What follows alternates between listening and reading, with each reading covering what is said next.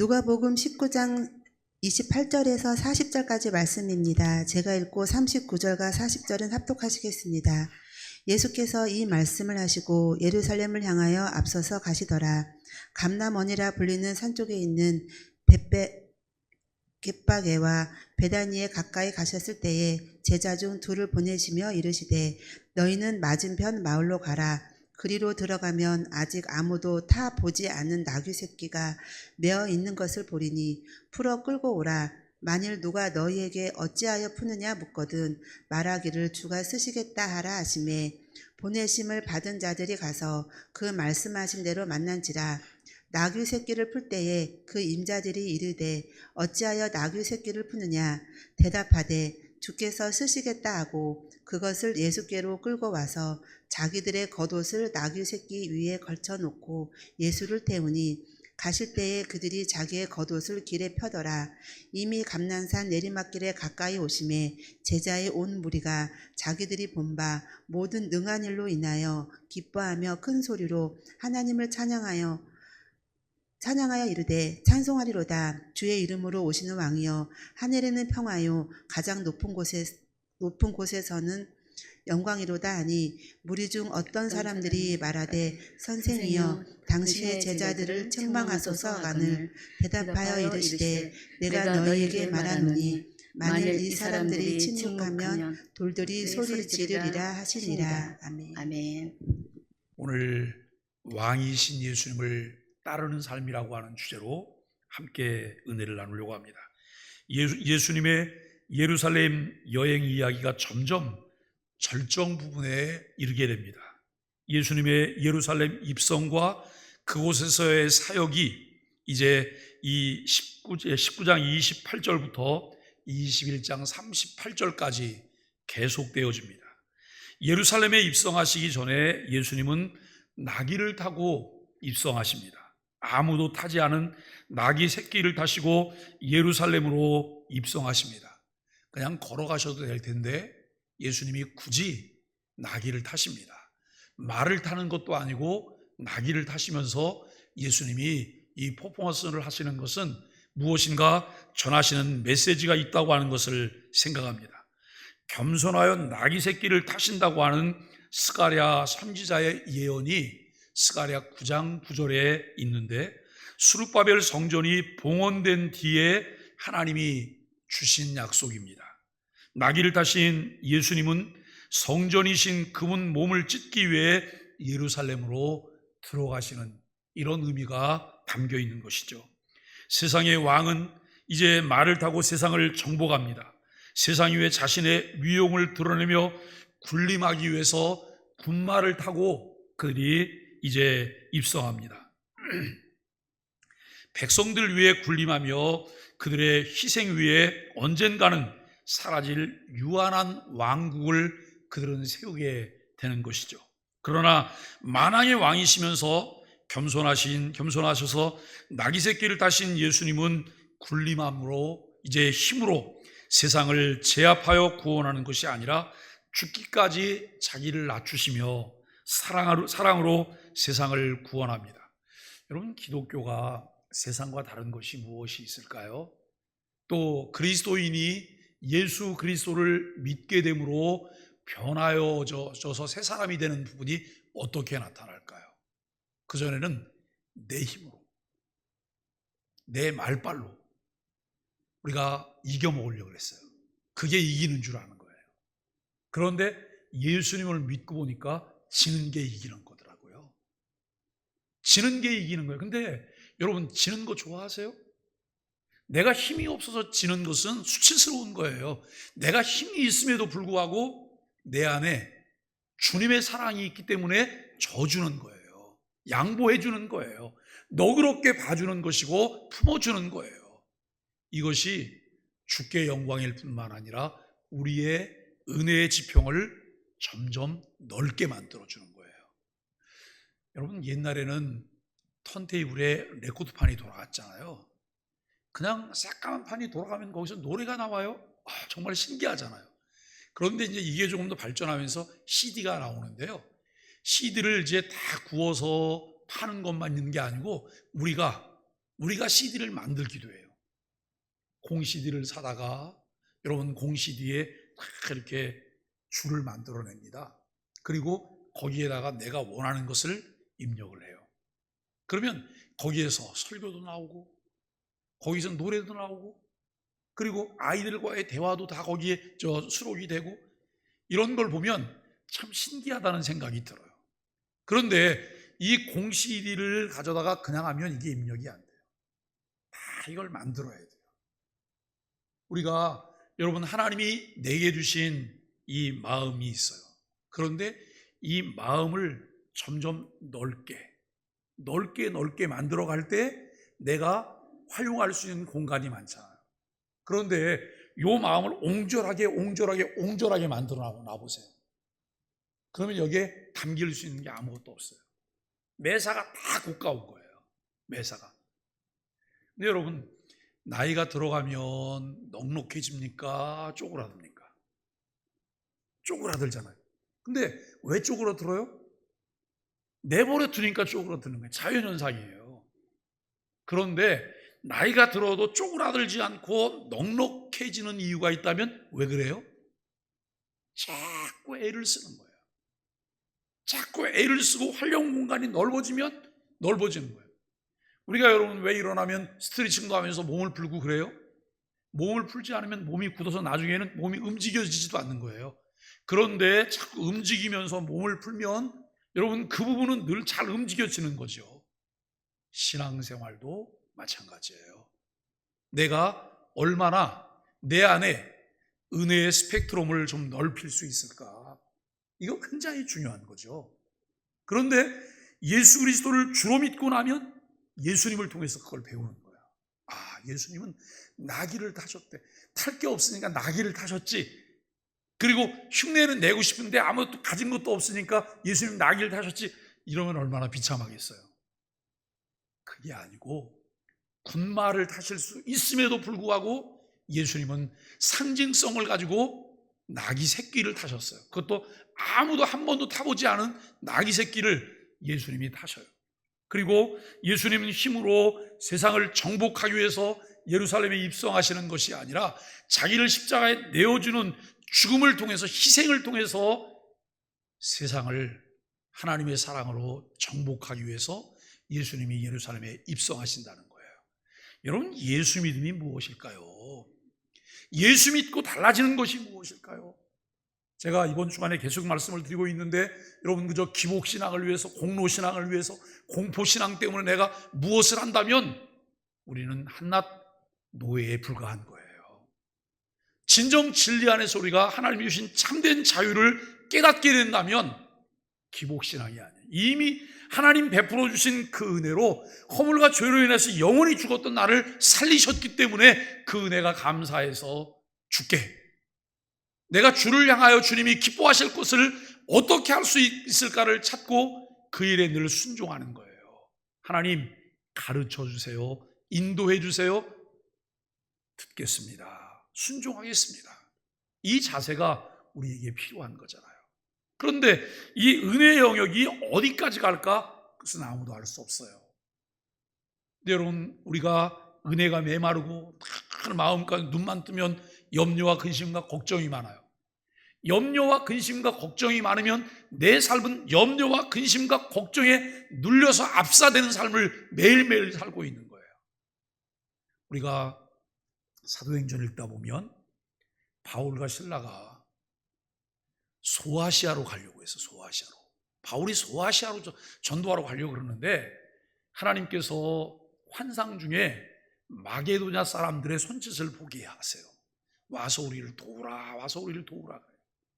그런데 여러분 이 마게도냐는 유럽이잖아요. 이들이 있었던 곳은 터키 지역이에요. 소아시아 지역, 점점 더 소아시아 이쪽으로 그들이 전도하려고 그랬던 거예요. 그 당시에 여러분 하나님이 발길을 돌리지 않았으면 어쩌면 아시아가 훨씬 더 빨리 복음화가 됐을지도 몰라요. 그런데 하나님은 유럽으로 돌리게 하세요. 유럽으로 돌리게 하셨으면 그 다음에는 우리가 생각하는 건 이런 거 생각하잖아요. 만사형통해야 되잖아요. 그죠? 만사형통해야 되는데 바울이 마게도냐에 가서 여러분 그 빌립보라고 하는 이 성에서 복음을 전하다가 점치는 귀신 들린 여인을 이게 고쳐줬어요. 그리고 난 다음에 그것 때문에 감옥에 가서 죽도록 맞고 이 지하 감옥에 손과 발목에 착고를 채운 채 여러분 갇혀 있는 거예요. 이거 얼마나 한심스러워요. 그런데 이들은 몸은 지하 감옥에 갇혀 있지만 이들의 심령은 하늘을 알고 있었어요. 밤쯤쯤 되어 하나님께 찬미하며 기도해요. 기도하며 찬미해요. 그런데 이들이 하나님 앞에 기도하며 찬미할 때 나타났던 현상이 무엇입니까? 마치 지진이 일어나는 것처럼 집터가 움직이기 시작하는 거예요. 그리고 잠겨졌던 이 감옥문이 다 열려요. 하나님의 놀라운 기적을 보게 되는 거잖아요. 여러분, 하나님께서 인도하시는 하나님의 은혜는 내가 생각했던 것과는 전혀 다른 부분들을 우리가 볼 수 있는 거예요. 내 생각을 뛰어넘는 하나님의 그건 놀라우신 역사를 우리가 볼 수 있다는 거예요. 내 생각 속에 하나님을 가두시면 안 되고 내 생각 속에 주님을 제한하시면 안 돼요. 이것이 주님의 뜻이냐, 주님의 인도하심이 있냐, 이 부분이 가장 중요하죠. 하나님 가르쳐 주세요. 따라갈게요. 졸졸 따라갈게요. 이 일이 우리에게 필요해요. 우리는 어떻게 메시아로 오실 리가 나귀 새끼를 타냐? 메시아로 오실 리가 어떻게 십자가를 짊어지고 질질 끌려가듯이 하면서 그 갈보리 언덕을 올라가냐? 그리고 어떻게 메시아가 십자가에 달려 죽냐? 이것이 사람들의 일반적인 생각이에요. 그런데 하나님은 평화의 왕으로 예수 그리스도를 보내셨을 뿐만 아니라 그 예수 그리스도와 함께 하나님은 그와 같은 일들을 진행하시는 것을 우리는 보게 되어집니다. 하나님께서 세우시는 하나님의 나라는 자기 목숨을 버려서 섬김으로 세워지는 영원한 나라라고 하는 것을 알게 됩니다. 예수님은 베다니 가까이에 이르셨을 때에 제자들을 마을로 보내세요. 다른 사람의 소유인 나귀 새끼를 가져오라고 명하세요. 마치 상식이나 법칙으로는 이치에 맞지 않은 행동처럼 보이죠. 예수님은 이 세상의 구원자요 평화의 왕이요 천지의 창조주로서 명령하고 계신 것을 알게 되어집니다. 34절에 주가 쓰시겠다라고 말해요. 주가 쓰시겠다. 여기 주라고 하는 말은 주인이라고 하는 거예요. 주인.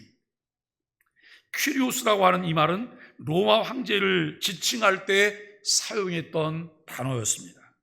예수님이 이 세상의 모든 것을 다스리시는 왕이시며 주인이심을 강조하고 있다는 거예요. 예수님은 메시아의 권위로서 당신의 섭리 가운데 예비해 두신 나귀 새끼를 타고 예루살렘으로 이제 입성하려고 하는 그런 모습이죠. 예루살렘에 입성하시는 예수님의 행동과 말씀 속에서 그분이 진정한 메시아 평화의 왕이시라는 세 가지 증거를 찾을 수가 있어요. 첫째는 28절에 예수님은 앞장서서 가셨어요. 예수님이 앞장서서 가신 그 길은 순환과 죽음의 길이에요. 순환과 죽음의 길이지만 하나님 구원 역사의 승리자로서 당당하게 나아가셨다는 거예요. 근데 여러분, 어떻게 순환과 죽음의 길을 당당하게 갈 수 있을까? 비결은 단 한 가지예요. 그 비결이 뭘까요? 하나님의 약속을 믿는 거예요. 하나님의 약속을 믿는 거죠. 예수님은 십자가에 죽으시고 다시 살아나실 것에 대해서 여러분 믿음을 갖고 계셨잖아요. 우리가 여러분 어떤 일을 하면서 그저 미지의 세계를 간다, 내일이니까 내일은 아무도 알 수 없는 거야, 이러고 우리가 걸어가지 않아요. 우리는 예측 가능한 길을 걸어가요. 예측 가능한 삶을 사는 거예요. 왜요? 하나님의 약속을 믿기 때문에. 그 약속은 어디 나와 있어요? 말씀에 나와 있죠. 근데 말씀은 덮어놓고 자꾸 다른 데 가서 그걸 찾아요. 어디 예언 기도하는 데 가고 좀 이렇게 머리 뒤밀고 무슨 예언을 받아볼까? 여러분 점쟁이 하세요? 성경에 명쾌하게 우리에게 말씀하고 계세요. 명쾌하게. 이 성경은 다른 사람을 의존할 필요도 없이 내가 매일매일 성경을 읽으며 하나님 앞에 기도할 때 하나님이 신비한 은혜를 주시는데, 그 은혜가 뭐냐면 성령의 감동으로 성경을 기록해 하셨던 것처럼 우리 마음 가운데 감동을 주셔서 말씀을 깨닫게 하세요. 우리가 여러분 누가복음을 보다가 이제 24장 가면 그 내용을 읽겠지만, 엠마오로 향하던 두 사람의 제자가 예수님과 함께 동행하면서 길을 걸으면서 이야기를 들으면서도 예수님인지 알지 못했어요. 그런데 성령께서 그들 마음 가운데 깨달음을 주셨을 때 그들이 예수신 줄 알게 돼요. 우리가 하나님의 말씀을 내가 별로 지식도 없어서 이게 무슨 말인지 잘 이해도 안, 여러분 말씀을 읽다 보면 성령께서 그 말씀들을 내 속에 쏙쏙 넣어주세요. 쏙쏙 깨닫게 해주시는 거예요. 그 은혜를 경험하게 될 때 우리는 정말 말씀이 달고 오묘하구나, 꿀보다, 송이꿀보다 더 달구나라고 하는 이런 이야기를 우리가 하게 돼요. 여기에 길이 있으니까 이 길을 찾아다니니까 얼마나 여러분 재미있습니까? 남들은 길을 몰라서 이리저리 방황하고 다니고, 무슨 뭐 3만 원 내야 되는데 10,000원 싸게 해줘서 2만 원 낸다고 점쟁이 찾아가는 그런 어리석음을 범하지 않게 된다는 거예요. 그냥 내가 앉아서 말씀을 듣고 그다음에 설교를 듣다 보면 그 말씀이 더 잘 이해가 돼서 그 말씀을 붙잡게 되는 이런 부분들을 우리가 보게 되는 것이죠. 두 번째 증거는 예수님은 성경의 예언을 성취하셨다는 거예요. 30절 말씀에 보면 예수님은 제자들에게 맞은편 마을에서 아무도 타지 않은 나귀 새끼를 구해오라고 명하시죠. 그는 공의로우시며 구원을 베푸시며 겸손하여서 나귀를 타시나니 나귀의 작은 것 곧 나귀 새끼니라라고 스가랴 9장 9절에서 예언했던 그 말씀을 예수님이 성취하십니다. 이로써 예수님이 메시아이시며 겸손의 왕이시며 평화의 왕이심을 드러내고 있습니다. 세 번째 증거는 예수님은 만유의 주가 되신다는 거예요. 예수님은 제자들을 통해 나귀 새끼에게, 이제 나귀 주인에게 주가 쓰시겠다라고 하는 말씀을 전합니다. 나귀를 소유하고 있는 주인이 있는데도 주가 쓰시겠다라고 하는 말은 창조주로서 만물의 권세와 소유권을 가지신 이가 예수님 자신임을 밝히세요. 여러분 집을 사시면 집 등기하시죠? 땅을 소유하시면 땅도 여러분 등기하시잖아요. 그죠? 그래서 내 거잖아요. 근데 진짜 내 거예요? 참 사람들 고약하더라고요. 하나님께서 그냥 살라고 다 주신 거예요. 그런데 거기다 자꾸 자기 영역 표시를 하는 거예요. 따르게 표시를 해요. 내 거라고. 내 거라고 말하던 그 땅 어느 날 하나님께서 땅을 다 갈라갖고, 여러분 아파트도 다 그냥 다 이렇게 밀어놓고 땅들을 다 갈라고 사람도 다 밀어놓고 나서 아무도 없으면 그 땅은 누구 거예요? 그때도 내 거예요? 내 거일 수 없어요. 잠시 여기 머무는 동안 우리의 소유일 뿐이에요. 관리자로서. 오늘 나귀 주인이 있음에도 불구하고 주가 쓰시겠다 하라라고 주님이 말씀하셨을 때는 이것은 원주인이 주님이시라라고 하는 그런 의미로 말씀하고 있다고 하는 것이죠. 예수님은 세상의 주인 되시는 이 메시아의 권위로서 그분의 섭리 가운데 예비해 두신 나귀 새끼를 당당하게 요구하십니다. 그리고 사람들은 왕 되신 예수님을 향해 주의 이름으로 오시는 왕이여라고 찬양하며 화답합니다. 예수님이 나귀 새끼에 올라타실 때 제자들과 무리가 그들의 겉옷을 펴서 나귀 새끼와 길 위에 펼칩니다. 이것은 왕으로 즉위하는 자에 대한 존경과 환영을 나타내는 상징적인 표현인 것이죠. 여러분 다른 복음서에는 겉옷뿐만 아니라 나무가지도 이 베어서 길에 펼쳤다고 기록해요. 마태복음도 또 마가복음도. 여러분 그리고 요한의 기록에 의하면 이 나무까지는 은총과 고결함을 상징하는 종려나무라는 거예요. 예수님이 입성하실 때 비록 새끼 나귀를 타고 있지만 예수님을 환영하는 사람들의 그 퍼포먼스는 예수님을 가장 존귀한 자로 맞아들이고 있다라고 하는 것을 알게 돼요. 우리가 예수님의 예루살렘 입성을 기뻐하며 큰 소리로 찬양을 해요.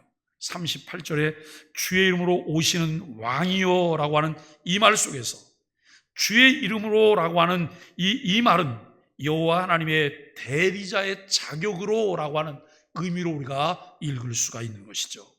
이는 예수님이 왕적 권위를 지닌 메시아인 것을 나타내고 있습니다. 한편 하늘에는 평화, 가장 높은 곳에는 영광이로다는 인간의 이 죄로 인해 인간과 원수였던 하나님이 예수님의 대속하는 죽음으로 인간과 화해를 하심으로 하나님의 영광이 드러난다라고 하는 것을 알게 돼요. 우리의 삶 가운데 하나님을 가장 기쁘시게 할 수 있는 일이 무엇일까요? 이것은 화목해 하는 거예요. 화목해 하는 것. 하나님과 우리와의 관계가 깨어졌는데 예수 그리스도를 통해서 하나님과 우리와의 관계가 화목해 되었듯이 우리도 그 은혜를 입은 자로서 다른 사람과 화목해 하는 사신으로 주님이 우리를 세우셨다는 거예요. 우리가 여러분 예배당에 나오고 주변 사람들과 반목하는 삶이 아니라 화목하는 삶이에요. 손을 잡는 삶이에요. 1988년도에 우리나라에서 서울 올림픽이 열렸죠. 그때 여러분 올림픽 주제가가 생각나세요? 손을 다 놓고서 그렇게 시작되죠. 잡은 손을 놓고서 서로 싸움을 하고, 여러분 그러면서 시작되나요? 아니에요. 손에 손잡고, 손에 손잡고. 누가 그랬더니 이렇게 말해요. 손에 손잡고 발에 발을 모아, 이렇게 말을 해요. 정말 우리가 이 노랫말이 교회에 가장 필요한 거예요. 교회가 할 수 있는 거잖아요. 세상 사람들은 자기 이익에 따라서 상대적인 사랑을 해요. 그런데 하나님의 사랑은 상대적인 사랑이 아니잖아요. 무조건적인 사랑이죠. 아가페적인 사랑이에요. 내가 먼저 손을 내미는 사랑인 거예요. 그 사랑을 우리에게 주셨어요. 그런데 이상하게 나는 그 사랑을 받았다고 말하면서 나는 그 사랑을 실천하지 않아요. 그러니까 우리는 이렇게 생각하시면, 내가 가짜구나. 내가 가짜를 가지고 있구나. 나는 모조품을 가지고 있는 거예요. 모조품. 예? 모조품은 이 꽃이 여기는 향기가 있잖아요. 근데 요즘은 꼭 이 모조품이 진품보다 더 진짜 같아요. 가서 손으로 만져봐도 너무 부들부들해갖고 이게 진짜는 뜯어보려고 하면 안 뜯어져요. 이거 가짜구나. 근데 정말 모조품을 진짜같이 쭉 배열해놨을 때 멀리서 육안으로 그것을 어떻게 구분할 수 있을까? 구분할 수 없어요. 그때 필요한 게 뭘까요? 나비나 벌이에요. 나비나 벌을 딱 풀어놓으면 나비는 절대 안 속아요. 아무리 멋있어도 모조품에는 안 나요. 진품인 꽃에 향기가 있는 꽃으로 가는 거예요. 그런데 만물의 영장인 사람은 그 모조품에 자주 잘 속아 넘어가요. 왜요? 눈꺼풀에 뭐가 씌었기 때문에. 우리에게 필요한 것은 주님의 사랑을 실천하게 해주세요. 주님께서 하셨던 것처럼 우리도 화목해 하는 자의 삶을 살게 해주세요. 이게 하나님께 영광을 돌리는 거예요. 아무리 뭘 잘한다고 해도 이 부분이 안 되면 우리가 하나님 앞에 하나님의 은혜를 입은 자로 살고 있는 것이 아니라는 것이죠. 여러분, 환호를 듣던 바리새인들의 마음이 몹시 불편합니다. 그들은 예수님께 제자들로 하여금 신성 모독이 될 만한 찬양을 멈추게 하라고 요구해요. 이들의 행동에서 두 가지를 발견할 수 있어요. 첫째는 참 하나님을 알지 못하는 무지를 보게 돼요. 두 번째는 여호와 하나님의 이름을 부르지만 결국 자기 만족을 위한 신앙이라고 하는 것을 보게 돼요. 우리가 늘 경계해야 될 것이 이 두 가지예요. 내가 하나님을 잘 알지 못하면 내 이 센 입의 발언을 통해서 결국 주의 몸된 교회를 무너뜨리게 된다는 거예요. 내가 하는 말들이, 내가 하는 주장들이 정말 주께서 기뻐하실 만한 것일까를 돌아보는 것이 필요하고, 그리고 내가 하나님의 이름을 부르고 있지만 결국 내 만족을 위해서 자기를 위한 자기 신앙을 갖고 있는 것은 아닐까라고 하는 것을 돌아보는 것이 필요해요. 일찍이 선지자들은 메시아가 강림하면 온 우주 만물이 찬송할 것이라고 예언을 했습니다. 그래서 여러분, 이사야 55장 12절에 너희는 기쁨으로 나아가며 평안히 인도함을 받을 것이요 산들과 언덕들이 너희 앞에서 노래를 바라고 들의 모든 나무가 손뼉을 칠 것이며 라고 말을 해요. 하박국 2장 11절에서 담에서 돌이 부르짖고 집에서 들보가 응답하리라 라고 말해요. 우리가 여러분 복음서에도 보면 마땅히 우리가 하나님을 찬양하지 않으면 하나님은 이 돌들을 통해서 찬양을 받으실 거라고 하는 거예요. 우리가 그리스도인인가? 내가 정말 그리스도인이라면 나를 통해서 나타나야 될 것이 무엇일까? 늘 주님의 이름을 마음껏 찬양하는 그 아름다움들이 저와 여러분 삶 가운데 있게 되기를 바랍니다. 우리 그리스도인들이 그리스도가 하신 일을 찬송하고 전하는 일은 하나님의 절대적인 뜻입니다.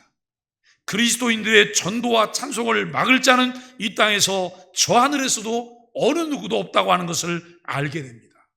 그래서 우리는 때를 어떤지 못 어떤지 하나님 말씀을 가르치고 전하는 일을 감당하는 것이 우리에게 필요해요. 사랑하는 소망의 가족 여러분, 벌써 3월이 됐어요. 눈 깜빡한 것 같은데 1월과 2월이 다 지났어요.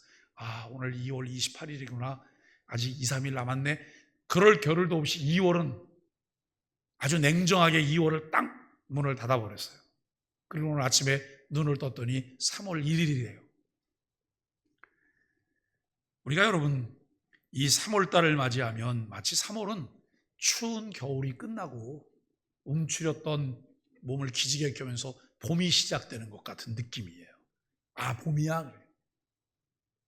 그런데 봄이 오는 것을 아주 희생하는 이 꽃샘추위가 때때로 우리에게 나타나잖아요. 근데 아무리 꽃샘추위가 와도 우리 마음에는 벌써 이 마음속은 다 녹았어요. 그래도 금세 올 거야, 봄이. 우리는 알지 못하지만 오늘 야외에 나가보면 벌써 여러분 이 봄이 오는, 봄이 움직이는 그림들을 우리가 보게 돼요. 봄이 오고 있구나. 우리는 이 3월을 맞이하면서 우리는 무엇을 할까? 어떻게 우리가 이 3월을 맞이할까? 우리의 참 주인 되시는 예수님께서 우리에게 주신 명령을 따라 겸손의 왕이신 예수님을 찬양하며 예수님을 따라갈 수 있게 되기를 바라고, 우리가 구원받은 하나님의 자녀이기 때문에 구원받은 자리에 머무는 것이 아니라 사명회로 우리를 부르신 주님의 그 부르심에 응답하면서 겸손하신 왕이신 예수 그리스도를 따르는 삶을 살게 되기를 바랍니다. 그래서 그 예수님과 함께 동행하며 복음을 듣지 못하고 복음을 들었지만 마음의 상처를 받아 좌절하고 있는 그들을 바라보며 그들과 함께 걸어갈 수 있는 믿음의 백성들이 되기를 주님의 이름으로 간절히 축복합니다.